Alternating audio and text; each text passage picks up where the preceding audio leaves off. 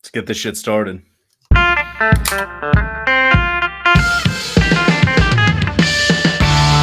is the Down and Dirty Dynasty Fantasy Football Podcast with your host, Nick Anderson. What is up, Dynasty Degenerates? This is your host, Nick Anderson, with the Down and Dirty Dynasty Fantasy Football Podcast, or as y'all know it, the Triple D FFP. And you guys, today, it is my honor to have LaQuan on from the Real Deal Fantasy. What's up, man? What up, Wolfpack? We are here. We are down to get dirty today with these rankings. It's going to get spicy today. I'm feeling good. I got my Whitney Houston shirt on, repping her. All right. It's my girl right there. But yeah, we're going to be going over our tight end rankings today. We're doing top 15. It's Dynasty tight end rankings and half-point PPR. Things are going to get a little bit heated here. We're going to have to go in. We're going to have to dive deep into it.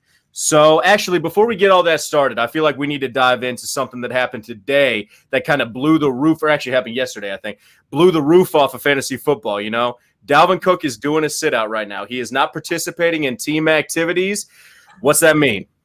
Man, that means nothing. I mean, I tweeted earlier. He's just going to miss games earlier than we already expected from him. We know he's going to get hurt.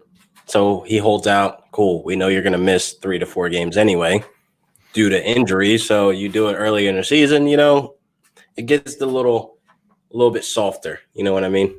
Keeps him healthy for fantasy football playoffs, at least. Yeah, maybe he'll see a playoff game where he actually puts up stud numbers. You know, maybe that happens. I don't know. Right.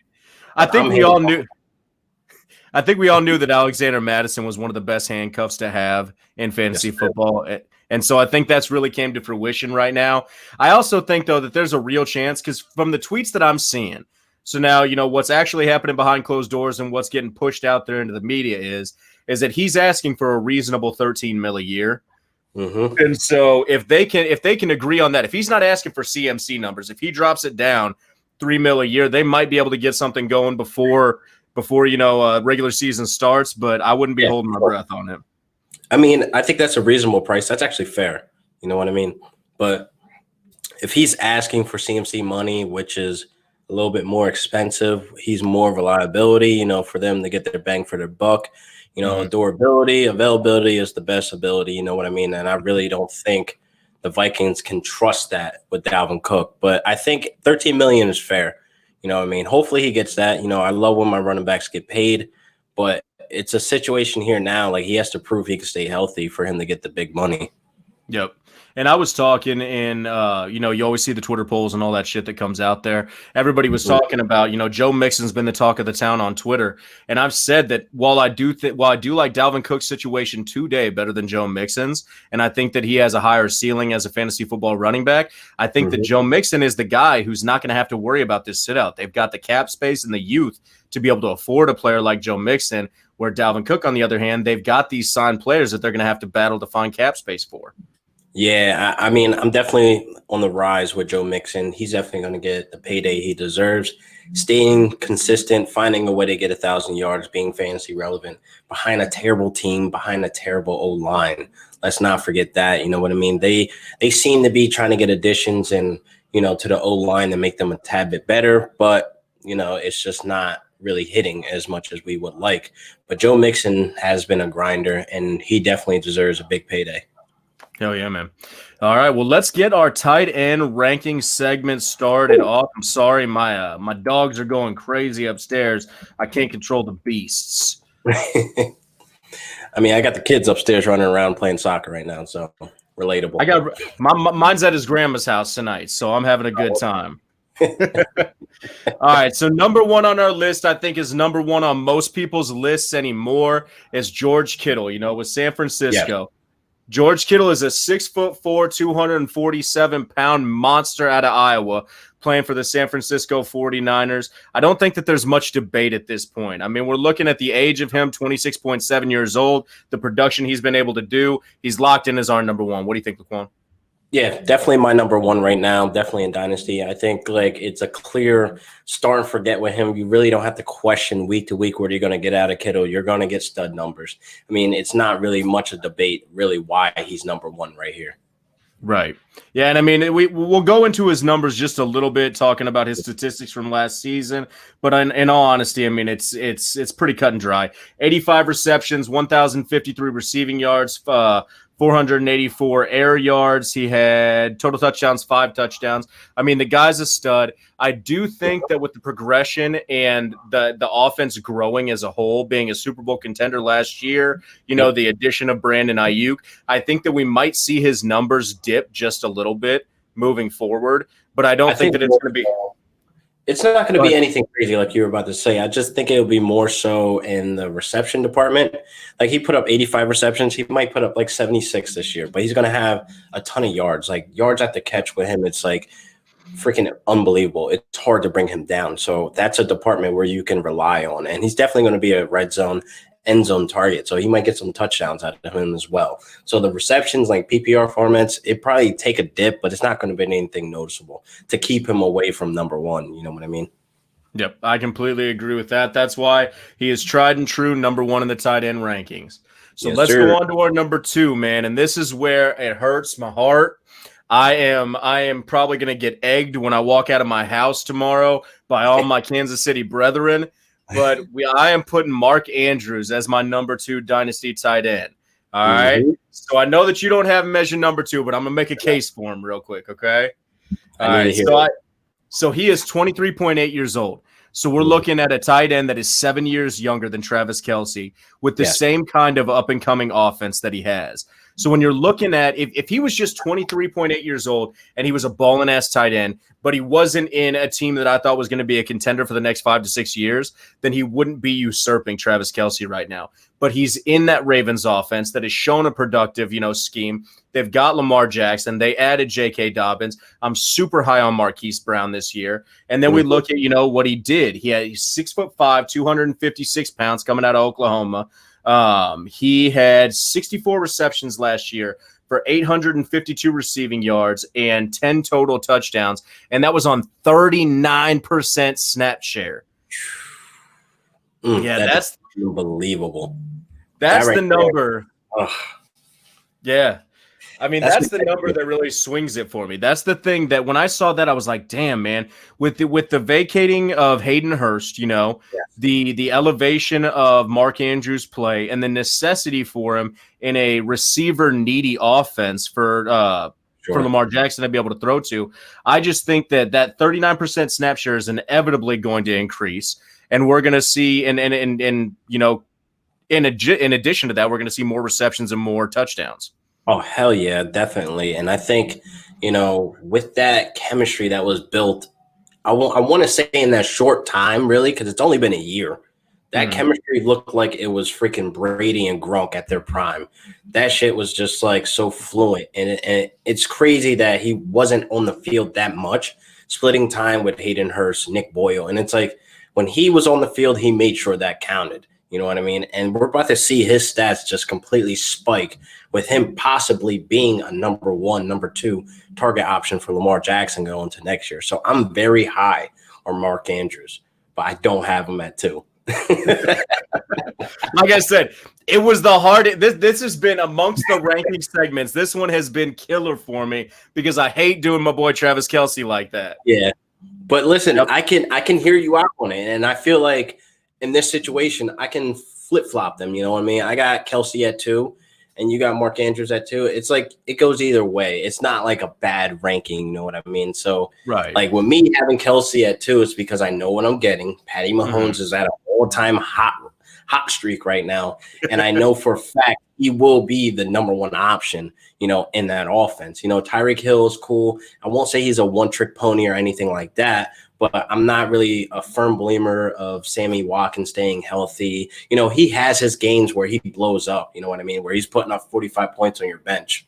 Yeah, that helps in fantasy. But you know what I mean? So it's like I feel like Kelce is the most dominant, and he is 30 years old. So this is at the decline or where he just mirrors what he did last season, like we spoke about before. So with Kelce at 2nd, and then obviously my third guy would be Mark Andrews for clear reasons. Right.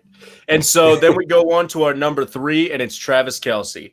And so for all the reasons that you just argued, Kelsey's coming in as our number 3. And the one argument that I will make for his longevity, for the reason why at 30 years old we're not going to see him die off, is because he's got more tread on the tires than a lot of 30-year-olds do. If you're a fantasy football fan or just a Kansas City Chiefs fan, it feels like Kelce shouldn't be 30 years old because he had 2 years where he came off the scene where you didn't see shit from him, you know? Yeah. And so, yeah, go ahead. That is true. And it's like, how can you knock a guy playing at this high level at 30? And like, I honestly, I don't see a decline in him. It sounds crazy enough. I don't see the decline as long as Patty Mahomes is there. Like, I could see Kelce at 32 still putting up stud numbers. He may not be number 1, but he will be talked about as a top 3 tight end 2 years from now. I completely agree with that. I have no doubt about that. And like I said, if Andrews wasn't one of those especially young tight ends where at 23 years old, we're seeing that's a very, very young age for a breakout tight end. And so because of the longevity that you're going to have, and that's why he takes that slight edge. But I agree with you wholeheartedly on that. I don't see any stop in Kelce, anything that he's doing right now.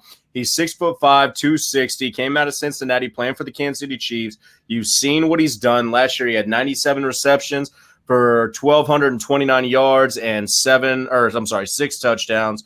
The guy's just a monster in one of the highest flying offenses in the NFL.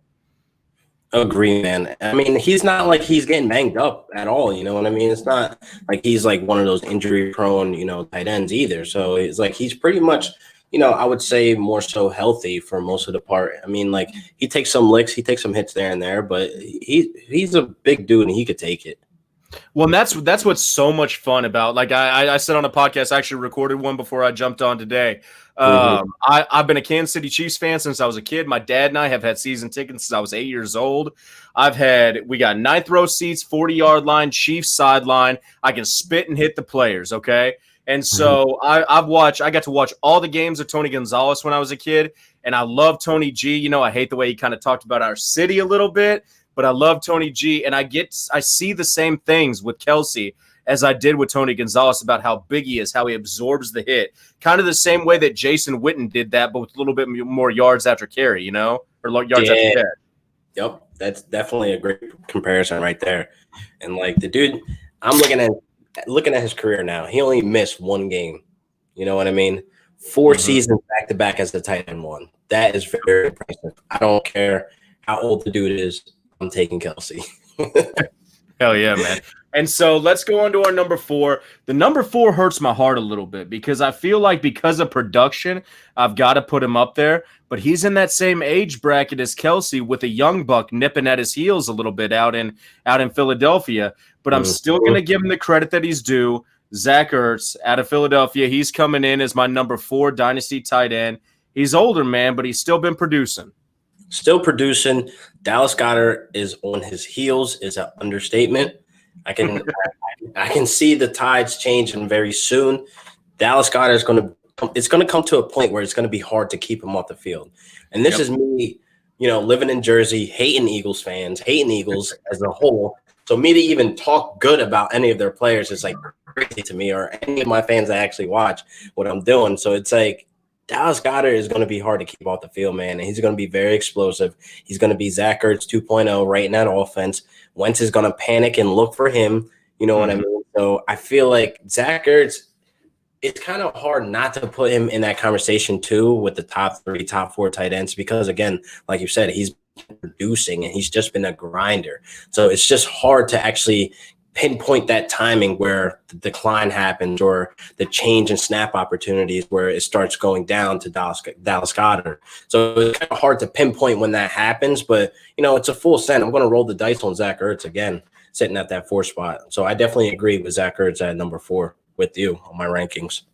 And so I would very clearly make a notice that there is a strong, and I mean strong tier break once we get from the top 3 down to Zach Ertz at the 4. You know, I mean, those top 3 you're looking at in the first 3 to 4 rounds of dynasty startups or, you know, redraft rankings or anything like that, Zach Ertz falls way below that, okay? He is not one of those guys that you need to be snagging in the early rounds. If you miss out on one of these guys, it's my philosophy to be able to wait for one of these, you know, 10, 12 guys down at the bottom draft spots. But the top 3 are in a tier of their own. We drop down to Zach Ertz. And I also put the clarification in there that I don't think that Zach Ertz is going to be the 4th best tight end in the years to come. But at that 4 spot, I think that he has the ability to be able to produce, you know, top 10 numbers consistently for the next 3 years, where tight end is such a volatile position that people can go from 1 to 15, you know, with some of these lower end guys. So I think he's just going to be the most consistent of the guys that we have below him. Yeah, he's another guy where you really don't have to question, you know, come Sunday, he's a start forget for me, like all the time. You know what I mean? So that right there is like your least of worries. Yep. And so then we'll go on to our number 5 guy. It is Evan Ingram out of New York. And if we're talking about consistency, Evan Ingram is not the picture of consistency, y'all.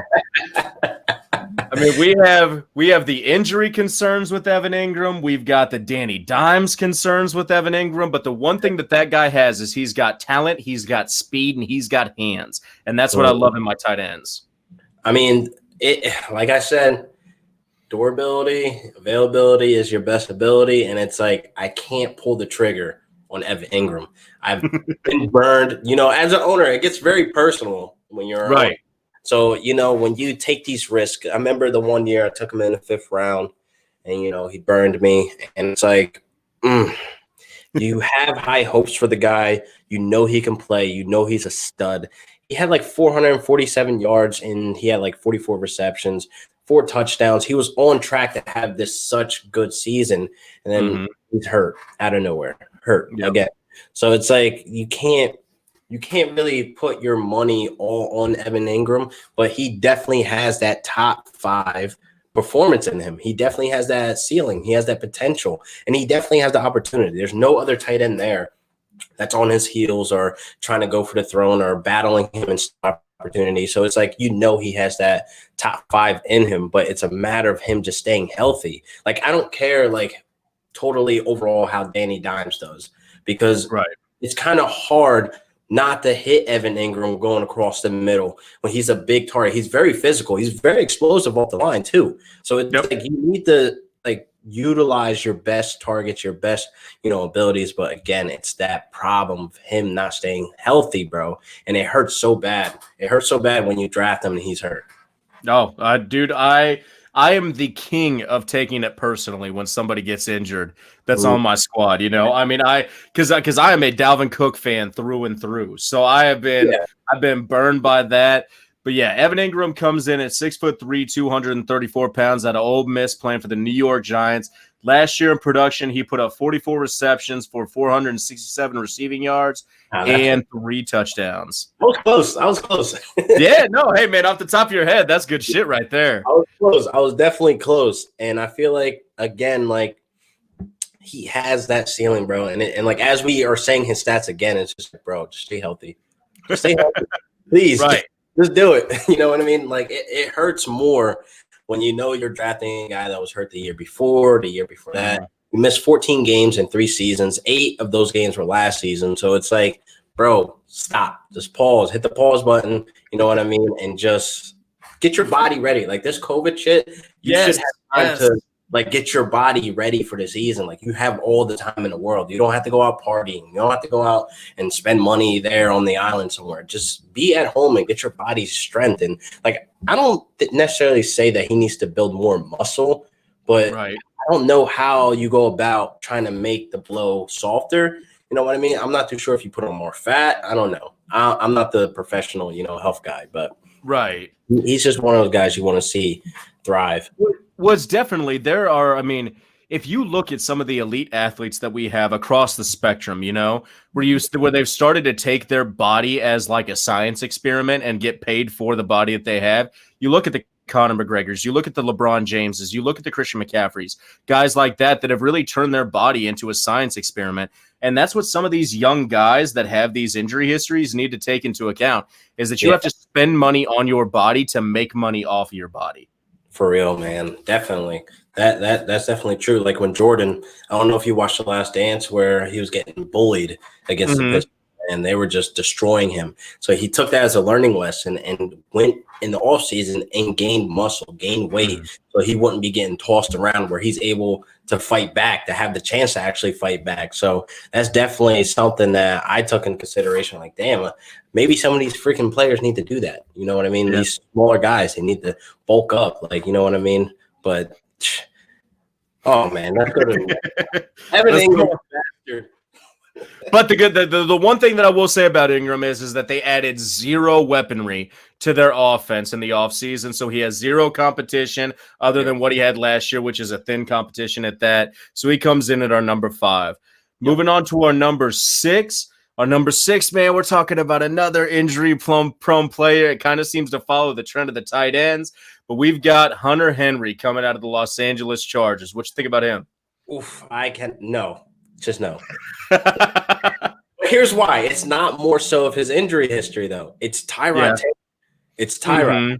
I not believe in him. I can't pull the trigger on Henry knowing that Tyrod Taylor is going to get, the keys to the car, to the Lambo for the first probably 5 to 6 weeks, you know what I mean, before they put in Herbert. So take that risk. You're looking at X amount of weeks of not getting that full volume, that full production out of Hunter Henry, that top 5 potential out of him because of a Tyrod Taylor. So you're not really getting that good investment, because I think right now his ADP is like in the 6th or 7th round in redraft or whatever.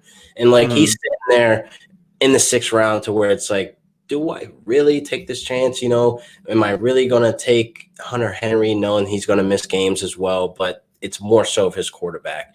You know what I mean? I just can't do it. That's more so of it more than his injury history. Yeah. I mean, it was Tyrod who made Charles Clay relevant, though, wasn't it? It was, yeah. But, I mean, how in terms of the dynasty landscape, how long do you actually think that Tyrod is going to be relevant? And do you have the faith in Justin Herbert? Because Herbert is a guy that I can see being like a Matt Ryan, like a Phillip Rivers or somebody like that, a steady Eddie, consistent quarterback who can produce for these tight ends. This is what bothers me. It's more so of the Chargers actually believing Tyrod Taylor to be the starter, with them taking that investment on Herbert. Why not put Herbert in, let him develop, take this year as a whatever it is. If he does good, he does good. If he does bad, he does bad. This is more so, I'm going to take it back to my Rams. When we drafted Jared Goff, and it's like we traded up, we gave the bus to go give him. Why is he not starting? Why did he wait 8 weeks to start? That hurt his development. You know what I mean? Right. He was labeled a bust before he was able to get the chance. I feel like Herbert is going to be hurt in like QB development if he's not getting that on-field experience. If he's not getting one of the best weapons he has on that offense in Keenan Allen, why are you going to get Keenan Allen a year older, maybe more banged up? Like, we've actually had great years, knock on wood, Keenan Allen staying healthy. So it's like, bro, why not take that draft investment? You took the draft capital to go get Herbert.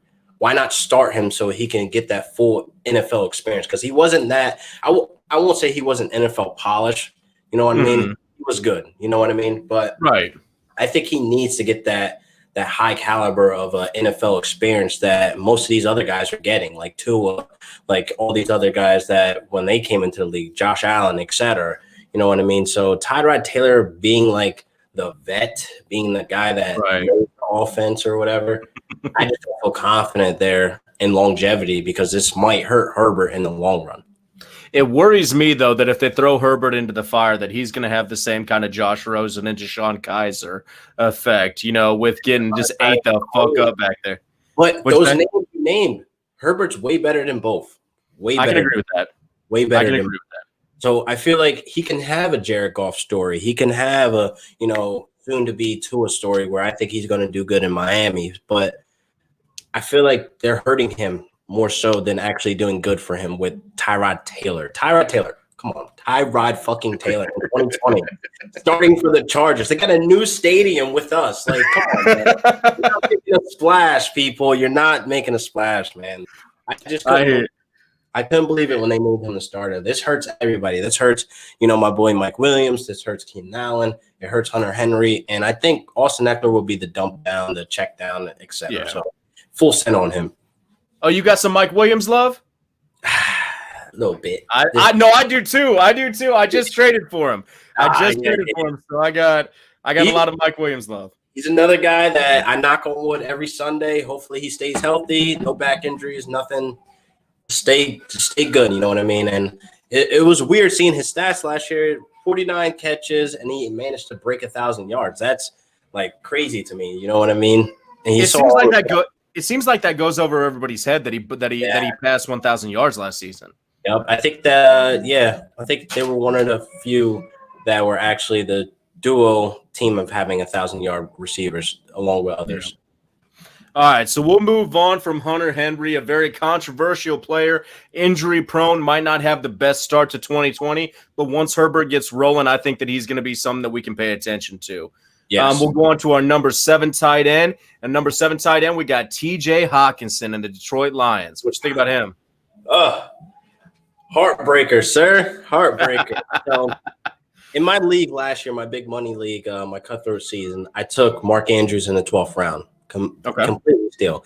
That's just based off of paying attention to OTAs, news. These beat writers actually sometimes know what they're talking about, but they were actually hyping up Mark Andrews, with him having that chemistry with Lamar Jackson. So that was a full send. But in my other league, my work league, where, I was talking the most shit, you know what I mean? I grabbed TJ, and I would say probably like the 10th round because he was also one of the guys I was hyped on. Then he blew up that first week, man. I was at work like, oh, yeah, look who's the champion now, bro. I'm bringing home the gold. My team is stacked. And then TJ broke my damn heart, bro. Broke my heart. I think he had some upside this year, though, with Stafford coming back. Now, know what you're getting out of Matthew Stafford. He's going to give you a top 10 performance. He's one of those guys that are going to produce regardless of what he has in front of him. He is a stud.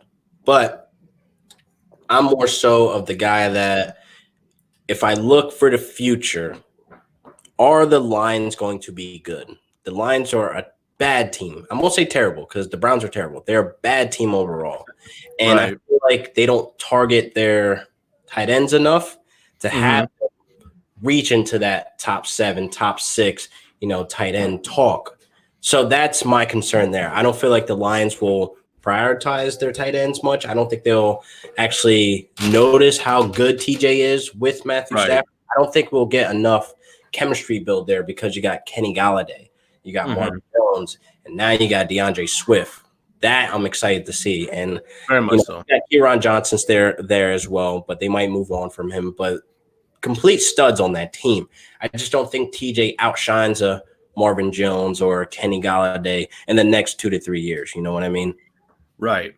The good thing that I can think about for the Detroit Lions is that they've got Matt Patricia there, and he is of the Belichickian coaching tree, which he's had. He's been fortunate to have ballin' ass tight ends there. So you can either say that he force-fed the tight ends or that the tight ends were bad motherfuckers and he had to force-feed them. Yes. Pick your poison, If you've got Gronk, you're going to fucking feed him. It doesn't make you a tight end happy coach or coaching tree, But I do think that T.J. Hawkinson, with the skills that he puts out there, his spark scores, the stuff that we've seen, he does have that Gronk-esque ability, If he wants to go out there and just manhandle the fuck out of people, he can do that. Oh, for sure. Baby Gronk, I will put the title on him. But like you said, my concern is nobody was really up there taking the throne from Gronk, with, target happy Brady. So it's like he really didn't have any top tier wide receivers that were overshadowing Gronk. You know what I mean? Like you can say Brandon Cooks, you know what I mean? Like when he was there in New England, but it's like we already knew who the real tight end, who the real target. So it was Gronk. You know what I mean? So it's kind of like you said, you can't ignore Gronk. He was a badass tight end, manhandles you, and it's like you can't bring him down. So more so, I get that vibe from TJ. So hopefully, let's pray, fingers crossed, we can get this season and the next season forward. Hell yeah, man. Well, we'll go over his stat line real quick and move on to the next one. He did have a little bit of an injury plague 2019. He had 32 receptions with 367 receiving yards and 2 total touchdowns. The one thing that really hindered him whenever he was on the field was that he had a bad symptom of red zone drops. Let's hope that he can fix that in 2020. But TJ Hawkinson, our number 7 tight end in Dynasty. Then we move on to number 8. We've got his teammate in college, his draft classman, and a Denver Bronco, which I absolutely hate saying their name, but Noah Fant coming in at our number 8 spot. I was gonna say, do you like the Broncos? No, fuck no. I like Iowa, though. My whole family is from Iowa, so I'm a Hawkeye through and through. I've gotten to wrestle with Dan Gable. I've gotten to do all that shit, so it's been dope. Who do you hate worse? Rank them real quick. Is it Denver, Raiders? Okay, so it's easy. It's easy. It goes Raiders, Denver, then Chargers. Okay, because Denver just fuck you, Denver. Like I've been to too many games where Denver just fuck you, but the Raiders are always assholes at the stadium. Like they're just dicks. Raiders Nation fucking sucks. I think Raiders Nation needs to face Eagles Nation because they are the worst fans to be around. Yes. And then the Chargers are just like a rival, and it's just like whatever. Like I don't fucking care. You don't have a home. That's right. Yeah, exactly. But yeah, so we'll get into Noah Fant here.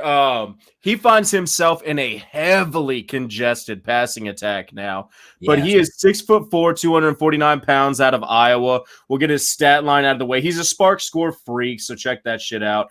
Last year he had 40 receptions on 562 receiving yards and 3 touchdowns. But I think things are going to change a little bit this year. What do you think about that? I think he's going to be very touchdown dependent, but hear me out. I think he will still get some good receptions. I really think he's a big tight end. He has some explosiveness at him, not too much, but I feel like Drew Lock will look to him to be the security blanket because when it comes to that red zone, I definitely like tight ends that are going to score. So I definitely think he's going to be very, very touchdown dependent, but that's okay. He's similar to maybe like a Jared Cook. He doesn't get you a lot of receptions, but he had a career high last season. He had like 9 touchdowns. So that very attractive to me if I can get a tight end, especially for a guy that I only need one of. You know what I mean? So like I definitely think he'll be touchdown dependent, but I think it's a full send on Noah Fant in those later rounds. Yeah, I completely agree. And I think that the caveat needs to be put out there that, you know, we talk about touchdown dependent. We talk about this and that. I'm not saying it's not that hard because obviously it's the hardest fucking thing to do in the world to be a tight end in the NFL. But like, it's not that hard. You don't have to pass that high of a benchmark to be a top 15, top 10 tight end in the NFL. And so, I mean, some of these guys can, I'm not saying that Noah Fant will, but I'm saying that some of these guys can stumble into, you know, big production at tight end without doing a lot. But the one thing that worries me about Fant is that I love the guy. I think his skill set is crazy. Our number 1, George Kittle, said that he was the one that he was concerned about as like being a baller to take his throne between him and TJ Hawkinson. So that means something to me. Definitely. But I worry about, you talk about the safety blanket with Drew Lock. Albert O is not a polished tight end. He's not even a good tight end, but he's an athletic freak of nature who has a really, really strong rapport with Drew Lock. And it worries me that he is going to have to compete with that. I still have Noah Fant up there at my number 8 because I can't argue about a new tight end, you know, and a rookie deal and all that shit. Yeah. But I think that might be something that we need to be concerned about a little bit. Definitely. And then, like you said, on top of that, it's a congested passing attack. I mean, Jerry Jeudy, you got Sutton, Melvin Gordon, and Lindsey still being very productive in that passing game. So it's definitely going to be hard to eat out there. But let's say, you know, bold prediction, I'm happy with, you know, 50 receptions out of Fant. Let's say he gets like 7 to 9 touchdowns. I'm actually okay with that. You know what I mean? And maybe he breaks like 800 yards. That's a good, you know, a good prediction for me because I feel like I'm really high on Noah Fant because I believe in Drew Lock going into this next season. He's like one of the guys that I think he has all these weapons. He cannot ignore them type of deal. It's gonna be a sink or swim moment for him. That's for damn sure. Yeah, I mean, he's gonna have to swim. You know what I mean? He has all these weapons around him. You know, use them. I don't see him like actually like sucking. You know what I mean?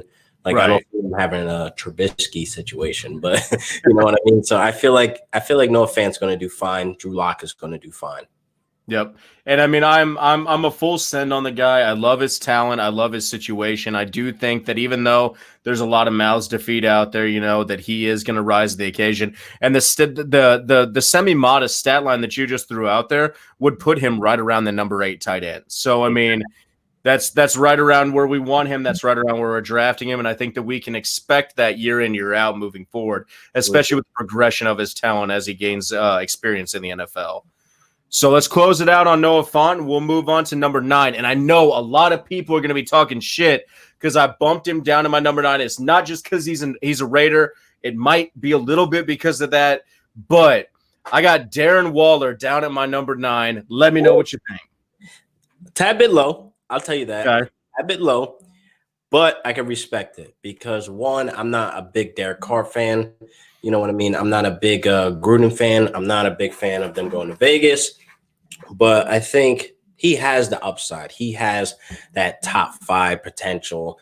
He's another guy that was heavily targeted. You know what I mean? But I feel like, he might break some hearts this year. I do feel like he is going a little bit too high in some mock drafts that I've seen in Dynasty. And it's like the future's there, but you got Mariota and Derek Carr, not very attractive quarterbacks to look for the future when it comes to a tight end. You know what I mean? And I don't really see them targeting him, 100% of the time. They're not going to be leaning on him. He's not going to become like a baby Gronk or anything like that. He'll just be a tool. He'll be a feature in that offense. So I don't really think people are actually understanding how hard they're going to get their hearts broken. I'm probably going to be one of them because I'm still believing. But it's like looking towards the future, it's kind of hard to believe like he's going to be, the next big thing. It's just so hard for me to look at his stat lines and see a way that he replicates what he did in 2019. Yeah. When I'm looking at his deep targets here, he was number 5 amongst tight ends in 11 deep targets, okay? Then they added Henry Ruggs. And so you're telling me that cat's not going to be the recipient of a fuck ton of deep targets? So, I mean, I think that he's going to eat into that shit there. Then we look at 90 receptions, yet we added Henry Ruggs, Lynn Bowden, Brian Edwards, who I'm high as fuck on Brian Edwards, And so those 90 targets, we're going to have to find some way to be able to distribute out that wealth. You see, what the Raiders do a lot, I feel like when they lose the weapons, they don't have the weapons, they lean on their tight ends. Now that they have weapons, you know what I mean? Because, for example, Jared Cook, 100%. He was the guy. He was the go-to tight end. He finished top 5 tight ends that year when he was with Oakland. So it's kind of like only reason why that happened is because they had no one else. You know what I mean? So I kind of feel like that's what happened last year with Waller. So I think going into this next season, they have some pieces, some moving parts, and I feel like they're probably not going to do that unless Ruggs gets hurt, unless they make the swap with Mariota, because Mariota loves his tight ends as well, which I don't see happening. I don't think Carr loses his job. I think that put the fire under his ass as well moving forward. I think Mariota is not going to have that, Ryan Tannehill story. You know what I mean? What happened to him. So I feel like we have to just analyze the situation, be prepared come draft day, be prepared for the future when you're drafting these guys, because you have to look at it at all aspects. So I think you're right about Derek Carr. I think he put his eyeliner on and he's ready to go. Okay. Yeah. That guy's ready to rock. But we are looking at Darren Waller, who is hyper athletic. I mean, if you look in the tight end landscape, this guy is an absolute monster, but it's also because he was a former wide receiver. Okay. Yeah, so he's still transitioning into understanding the tight end position. And I can excuse away why we have 6 seasons of no productivity, until he came to Oakland and he popped off at 27.8 years old. We also had some off-field stuff that hindered him. Yeah. But I keep having this shit in my head that keeps just reminding me, hyper athletic, transition into position, and then I just think about this guy that might hurt a lot of people's hearts to think about, and his name's Terrell Pryor. And I got so sucked in with the 1 year on Terrell Pryor, who is hyper athletic, had a crazy ass season, I said he was going to stretch the field for Carr. He was going to be a deep threat, bro. You seen what he did in LA with the Chargers. I was on that train too, my friend, and it crashed and burned because I didn't take a step back to realize who his fucking quarterback was. That was my problem. You know what I mean? It wasn't more so of him. It was more of what was going on behind the scenes.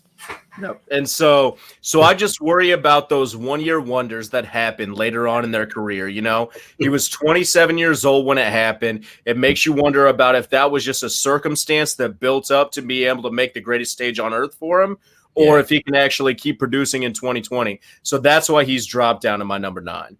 Yeah, that's reasonable. I respect it. You know what I mean? Yep. It's a new, stat line where I heard where he goes like in rankings, but I can actually respect it because he's going to break a lot of hearts this year. But so we'll move on to our number 10. Our number 10 for some people might be low too. He's one of those guys that it's really hard to place him, man. And it's Tyler Higbee from the Rams. I mean, it is just hard as hell, especially me as a Gerald Everett fan. Like I was beating the drum for Gerald Everett. Thank you. It hurts my heart to talk bad about my players, like about my guys. I love my diehard Rams fan. If it's frustrating when people don't realize that the other guy exists. You know what I mean? Same situation with Malcolm Brown and Darrell Henderson. It's like Malcolm Brown doesn't exist. Gerald Everett exists, people. Like, stop putting Tyler Higbee into the top 6 and top 7 and top 8. You know what I mean? He's sitting exactly where he needs to sit at because it's going to be very game stripped. You cannot trust McVay. You cannot. He can't be trusted.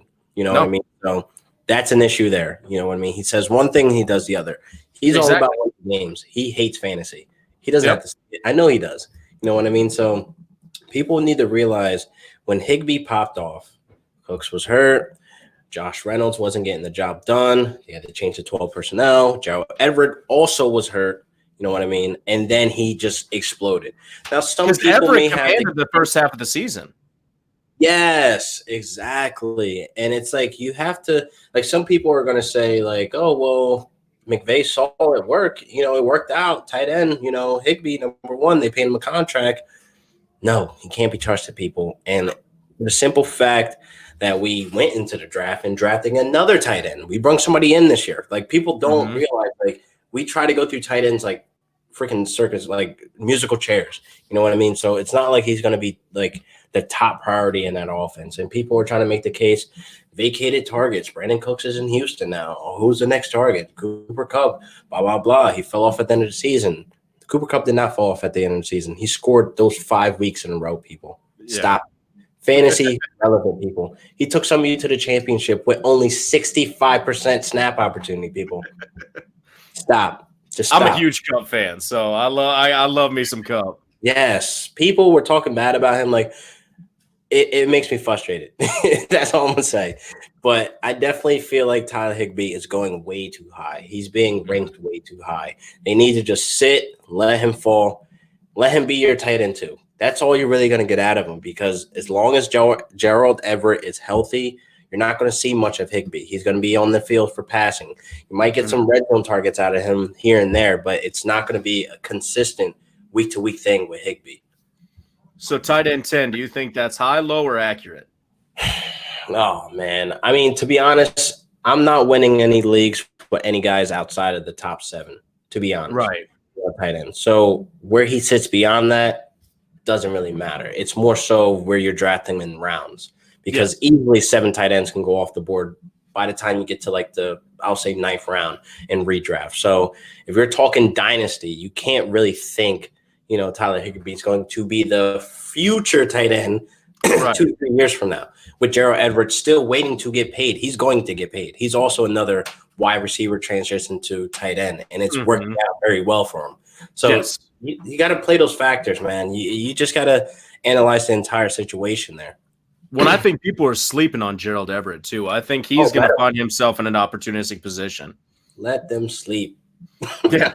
And I mean, and the other thing that people might not realize, because some of these guys go, like we're talking about with the Darren Wallers, like we're talking about with the Tyler Higbees, because they haven't had production, you don't realize how old they are. And some of these dynasty players might not go in and check their age. Tyler Higbee's 27.5 years old. He's only 3 years younger than a Travis Kelce, who's had a fucking prolific career so far, And so we'll look at his stat line from last year. He put up 69 receptions, 734 receiving yards, and 3 touchdowns, which was largely predicated on a second half of the season push where Gerald Everett wasn't there. So that's definitely, people need to just analyze that. I mean, I appreciate people hyping up Tyler Higbee because he's a Ram. You know, I love it. I love to see the love. But when it comes to this fantasy stuff, man, pump the brakes. Just pump the brakes a tad bit. And so we'll move on to our number 11 tight end, and we have 2 of the same team on this one. We got Dallas Goedert from the Philadelphia Eagles coming in as our number 11 tight end. Now, he is the number 2 in his offensive system right now in the tight end position, but he is an ankle biter if I have ever seen one, and he is coming up quick on Zach Ertz. What you think about that? Oh, yeah, he's on them heels. He's definitely an investment I need for the future. Once Ertz is out, you know, once he's out the window. And I definitely feel like he's going to hit the ground running. He's going to be the next, you know, guys that we're going to be talking about in the top 5 or, you know, maybe even top 3. I mean, the talent is there, and he's going to be focused on in that offense once Zach Ertz is completely out of the way. 100%. And I mean, we're talking about a guy who, like we said, is the number 2 tight end in his offensive system. Yet last year in 2020, he put up 58 receptions for 607 receiving yards and 5 touchdowns. That's better than some of the players that we've been talking about before him. So, I mean, it's nuts. It is absolutely crazy the amount of stuff that he has been able to produce as the number 2 tight end on a team. And once, if and when he is given the reins, this dude's going to be an absolute monster, and he will jump up, you know, above the Evan Ingrams and the Hunter Henrys and all of those guys. It'll be a clear step over, and it'll be an easy plug and play. He'll become one of those guys that week to week you could depend on. He'll be one of those guys that are every Sunday a start and forget. So I'm definitely all hands on. I need all smoke, all shares of Dallas Goedert going into the next couple of years. Yep. And so when we're making these ranks, I want you guys to just like be aware of this. I can't, in good conscience, not knowing what the future is in Philadelphia, rank Dallas Goedert up in like the top 5 right now. But I'm telling you that when things start to change, when you feel those winds changing, you see it, they don't express an option or they're not making trade talks with Zach Ertz, you know that dude's going to be a top fucking 5 tight end because he's got the juice to produce. Yes, sir. So, I mean, not much more to say about him. I mean, he's fucking elite as a number 2 tight end, and he's going to walk right into targets once Zach Ertz vacates the Philadelphia Eagles. But we'll go on to our number 12. And our number 12, I hate our number 12. Okay? I don't dislike him as a person. I'm sure he's got a great family, was raised right, real polite person, okay? But I fucking hate anybody that goes to the Browns because Austin Hooper is our number 12, okay? And I'm not convinced that he is any better than David Njoku, and I'm not convinced that Baker Mayfield can get him the ball. Can you convince me of this? No, I cannot. Talk about shooting your fantasy value down to hell. Yes. I remember seeing the headliner, Austin Hooper to Cleveland, and I was just like, dude, what are you doing? You had a top 5 potential season coming up, and you just freaking ruined it. And all that work that he put in Atlanta just to go chase money, just to go, you know, be the guy somewhere. But, dude, you are not going to be the guy. You have Jarvis Landry. You have Odell Beckham, the diva that's going to demand and have to be targeted. You got Nick Chubb and then Kareem Hunt. Then you got David Njoku. This is the thing that makes me mad, too, because they went out and got a tight end, paid him big money. For what? David Njoku, before he was injured, was a top 10 tight end. They know the kid can play. I know everybody's waiting for him to explode to give you that top 7 performance, but he suffered a wrist injury last year. Mm-hmm. No, he can't help it. So they shied away. Now, the tight ends being targeted in that offense, you know, before he got hurt, you know, I think it was a high 20%. But last year it went down to 13% of them targeting their tight ends, obviously because he was hurt. So you're telling me that Austin Hooper's going into a 2-headed monster tight end room right now because David Njoku is going to demand to be on that field because he is a very good tight end. And I hate to think that Austin Hooper is there because I had high hopes for him going into this 2020 season. I had such like promising, like I was going to say like he was going to be up there, probably replacing Ertz at that number 4 spot. You know what I mean? And then he goes and does that. Ridiculous. Yep. I completely agree with everything that you said right there because I am a huge David Njoku fan. I mean, I think that the guy is an absolute spectacular athlete. I think he's finally coming into his own at the tight end position. We all know it's a rocky transition when you come into the NFL, and it takes a couple years to be able to get there. And I think that there is no way that you can show me that Austin Hooper is a better tight end than David Njoku unless he just beats the brakes off of him this season. And I don't see that happening. No, I do think that because of his previous production in Atlanta, we have to give him the respect that he's due in the rankings. But at number 12, I would be fading on him. Oh, yeah. Yeah. And only thing that I would say is, like, people are living off what he did in Atlanta and still drafting him as such. You know what I mean? And it's like, how? You know what I mean? And I feel like he always played that medium between him, Calvin Ridley, and Julio Jones. I don't see him playing that medium between Jarvis and Odell. You know what I mean? You got to put Nick Chubb. You got to put Kareem Hunt there. Right. You know what I mean? Or whoever that wide receiver 3 is. You know, I think it's Anthony Higgins. I think he's the wide receiver 3 there. Yeah. For the Browns. So come on, bro. You don't fit into that situation where you're the second or third. And Baker's no Matt Ryan. No. I think he's running Denzel in the next 3 years, but that's a whole nother conversation. But all I'm gonna say is I'm fading Hooper as well because I don't see it happening to be anything of how we felt at the end of the last season about him. Yeah. But so, like I said, I mean, it is a low benchmark to get into the tight end 12 position. Yeah. And so I've got him down there. So, I mean, expect mediocre means from him. But if he can reproduce the kind of talent that he showed, the kind of skill set, maybe we can see something from him in Cleveland. So let's move on to our number 3. Maybe. So let's move on to our number 13 spot. You know, we've got Mike Gesicki, who I am really, really excited about this guy. I'm excited about the prospect of Tua with him. He is respectively put at 13, but has the ability to rise with the 2020 season that shows us a skill set that he showed at the end of 2019. Yes, what he showed at the end of 2019 was very explosive, and he has also that top 7 ceiling to where he falls into that ceiling where, again, he has like the 50 to 55 receptions, 800 yards, but he's going to see the touchdowns, people. And I'm very excited for Miami's offense as a whole. And I don't think there's going to be much competition as much as we think it's going to be between Preston Williams, him, and Devontae Parker. I don't think it's going to be as crazy as everybody is probably thinking it, but he's going to be a top red zone target. You know what I mean? And I feel like going into this next season, I can invest in him in the late rounds, you know what I mean, for the future, being with Tua there now. So that's definitely a nice investment you could pick up on while everybody else is passing off on him. Yep. And if you were a dynasty team, so this is kind of the strategy that we don't get to talk about when we look at rankings. If you were a dynasty team, let's say you're doing a startup today, you know, you're doing a startup dynasty draft, and you luck your way into getting a Mark Andrews or something like that. Or let's say you even luck your way into getting a Zach Ertz. Mike Gesicki is the perfect player to package in as your number 2 tight end at 24.7 years old in a system that is budding and upcoming.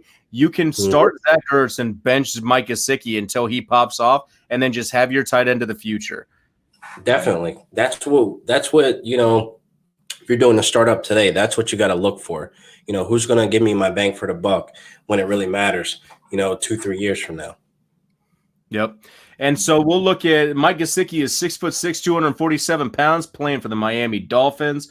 We'll look at his production last year where he put up 51 receptions for 570 receiving yards and 5 touchdowns. And that was in a subpar dog shit offense. We all saw how Miami did in the draft. We saw the addition of Tua. We've seen the emergence of Devontae Parker. We should see a healthy Preston Williams, which will stretch the field, getting receptions to Mike Gesicki. You know, I think that the sky is the limit for this guy. And just like we were talking about with the Dallas Goedert, if we can see him show something in 2020, he could jettison up to, you know, the top 7 tight ends in the NFL. Definitely. He could definitely contribute to, you know, bringing guys to the playoffs, bring them to the big dance, not leave you at the door, you know, like a Dalvin Cook or Odell Beckham. But like I said, he could definitely help you in the future. So I'm definitely investing into Mike Gesicki. Yep. Hell yeah, man. So let's go on to our number 14 player after we closed out Mike Gesicki. And this one is a personal one for me. I just wrote an article about this guy. I am super hyped on him. And this is an age and skill set over production ranking right here. And it's Irv Smith with the Minnesota Vikings. Now, I might be a little bit biased because I had Irv. He liked my last article that I wrote about him. So I was pretty hyped about that shit. Congrats. Yeah, man, dude, I saw that retweet you got from fucking DeAndre Hopkins. That shit was fire. Ooh, yeah. Shout out to you. Appreciate you. Yeah, but man. bastard, you deleted it. Why did you delete it? Oh, he deleted it? Yeah, he deleted it, man. I didn't see that. I did though, but it still shows up on the mobile. It doesn't show up on your laptop. That's okay. I got you. So as long as it's mobile, we're good. But so we've got Irv Smith out of the Minnesota Vikings. Obviously, he is another one of those that is relegated to the secondary tight end position behind a producer and Kyle Rudolph. Last year, he had 36 receptions in a rookie season with 311 receiving yards and 2 total touchdowns. Now, I think that what he produced as a rookie tight end is great. I mean, and also, mind you, it is as a 21.9-year-old tight end. Yeah. Those numbers are crazy for the age and the contract that he has and the ability to be able to usurp a 30-year-old Kyle Rudolph. Yeah, and I think Kyle Rudolph was on like the back end of his career now, so it's easy a plug and play for Irv Smith to just be the Kyle Rudolph of what we saw 2-3 years ago. You know what I mean? I feel like he's on the back end of his career. It's, you know, a change of tides is coming. You know what I mean? And I'm definitely impressed that he was able to actually put up those numbers, 36 receptions, I think you said. You know, still trying to find some way to be relevant in an offense. But, you know, I think you got to invest for the future. Definitely think Irv Smith as a guy you'll probably have to wait, though. You know what I mean? With Kirk Cousins and, you know, just them building the chemistry that we really need for them to be the, you know, high caliber, you know, offense that we know they can be. But you know what I mean? It's more so if I had to pass, I probably would because it's Kirk Cousins at the driver's seat. The one thing that I will say about Irv Smith and that I didn't get to write about because it wasn't news at the time is that the vacating of Dalvin Cook from possible receptions in this coming season, Alexander Mattison isn't a catching machine. He is more akin to Jordan Howard than he is to Dalvin Cook. Yeah. And so that is going to open up a lot of receptions in the game. And I think that might be a path for Irv Smith to see a lot more production than we saw in 2019 for him. Yeah, Adam Thielen also is giving me injury-prone vibes. I don't want to put that title on him yet, but I really feel like Justin Jefferson's another guy that's going to step in and take those targets. He's going to step in and produce. And I think that's where Irv Smith can just step right in to be the future, to be, you know, the number one tight end. And did you get to see the Graham Barfield tweet about Irv Smith? Okay, so only 6 tight ends have at least 30 receptions and 300 yards as a 21-year-old rookie all time.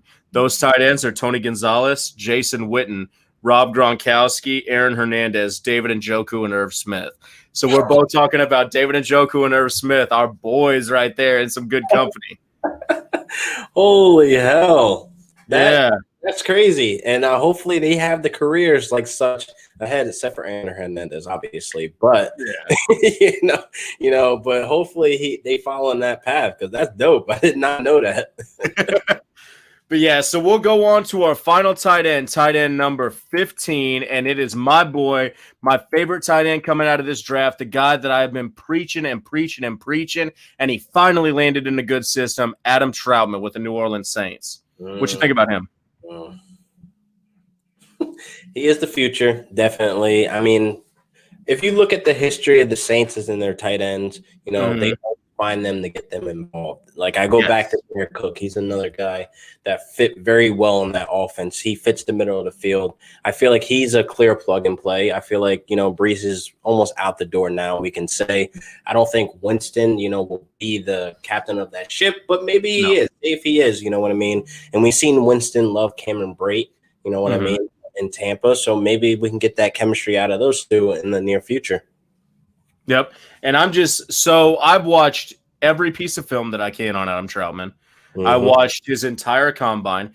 I can tell you that not only is he a product of crisp route running, he has great blocking, and he has great hands, which keeps him on the field at all times, which is what we want in a tight end. Field, yeah. If you're not blocking, you're going to be on the field regardless. You know what I mean?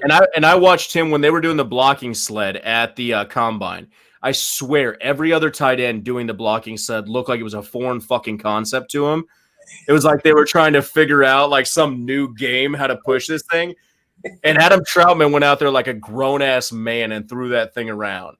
Nice. And I mean, everything that I've heard about him is glowing reviews. Like you said, the Saints have an affinity for getting tight ends involved. I think since 2017 or 2016, they're the only team in the NFL that's produced a top 12 tight end, I think was the stat line that I saw. So knowing that he's coming in and having to fight against a 31-year-old Jared Cook is just, I mean. I think Cook still gets involved, though. You know what I mean? But if we're looking towards the future, you know, Jared Cook's probably out by – this will probably be his last year or the year after that. You know what I mean? Because he's getting up there in age as well. And I remember when he was a Ram, he was a stud. He was a producer. He was actually, you know, one of our leading, you know, receivers in our offense at one point. So it's like, you know what you're getting out of Jared Cook. So like I said, he put up top 5 when he was in Oakland, top 7, I think, last year with the Saints. You know what I mean? They find a way to get their tight ends involved. So I think that's going to be a system that's going to be there for a very long time.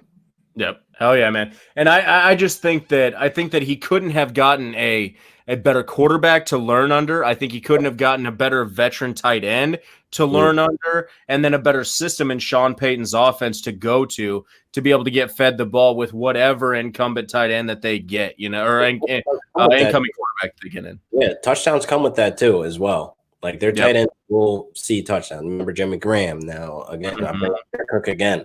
You know what I mean? They find a way to get involved. Oh, yeah, man. Well, that is our top 15 tight ends. You might like them, you might hate them, but that's the way we got them ranked out. Hey, man, thank you so much for coming on. Tell them where they can find you real quick so everybody can subscribe to your channel and tell them what you got coming out. Hey, man, I mean, you can find me on YouTube. You can find me on Instagram, Twitter, Facebook, Discord now at Real Deal Fantasy HQ. I mean, I got my next episode coming out tomorrow is actually about your boy, A.J. Dillon. Is he a threat? Is he a real threat to Aaron Jones and his fantasy value for this next season? So that's a very interesting episode I got coming. I think it drops Thursday, I believe. But I'll probably move it up. I'll probably drop it tomorrow since I'm saying it. Yeah, so I can't wait to drop that one, but you could definitely find me on all social media platforms at Real Deal Fantasy. Oh, yeah, man. And, I mean, his stuff is awesome. You'll always see me retweeting it out. We are boys. We're always feeding each other stuff out there. So go check out his page, subscribe, and like down below. Hey, LaQuan, it was awesome being able to talk about this stuff with you today, man. Yeah, I'm happy I was able to join and come on and talk about this because this was a great episode. Yeah, sure. Yeah, man. Well, I hope you guys like my rankings, but if you don't, fuck it, because I'm drunk.